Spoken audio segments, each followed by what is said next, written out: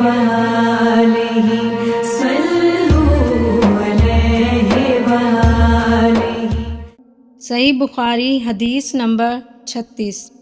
آپ صلی اللہ علیہ وآلہ وسلم نے فرمایا کہ جو شخص اللہ کی راہ میں جہاد کے لیے نکلا، اللہ اس کا ضامن ہو گیا۔ اللہ تعالیٰ فرماتا ہے، اس کو میری ذات پر یقین اور میرے پیغمبروں کی تصدیق نے اس سرفروشی کے لیے گھر سے نکالا ہے۔ میں اس بات کا ضامن ہوں کہ یا تو اس کو واپس کر دوں ثواب اور مال غنیمت کے ساتھ، یا شہید ہونے کے بعد جنت میں داخل کر دوں۔ رسول اللہ صلی اللہ علیہ وآلہ وسلم نے فرمایا، اور اگر میں اپنی امت پر اس کام کو دشوار نہ سمجھتا تو لشکر کا ساتھ نہ چھوڑتا، اور میری خواہش ہے کہ اللہ کی راہ میں مارا جاؤں، پھر زندہ کیا جاؤں، پھر مارا جاؤں، پھر زندہ کیا جاؤں، پھر مارا جاؤں۔ صحیح بخاری حدیث نمبر 37۔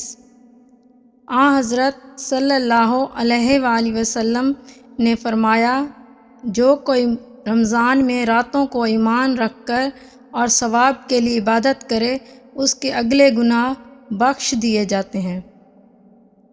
صحیح بخاری حدیث نمبر 38۔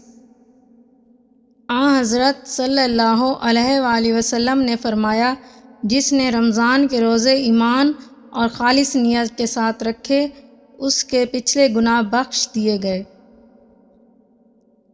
صحیح بخاری حدیث نمبر 39۔ حضرت صلی اللہ علیہ وآلہ وسلم نے فرمایا، بے شک دین آسان ہے، اور جو شخص دین میں سختی اختیار کرے گا تو دین اس پر غالب آ جائے گا اور اس کی سختی نہ چل سکے گی۔ بس اس لیے اپنے عمل میں پختگی اختیار کرو، اور جہاں تک ممکن ہو میانہ روی برتو، اور خوش ہو جاؤ کہ اس طرز عمل سے تم کو دارین کے فوائد حاصل ہوں گے، اور صبح اور دوپہر اور شام کسی قدر رات میں عبادت سے مدد حاصل کرو۔ نماز 5 وقتہ بھی مراد ہو سکتی ہے کہ پابندی سے ادا کرو۔ بخاری حدیث نمبر 40۔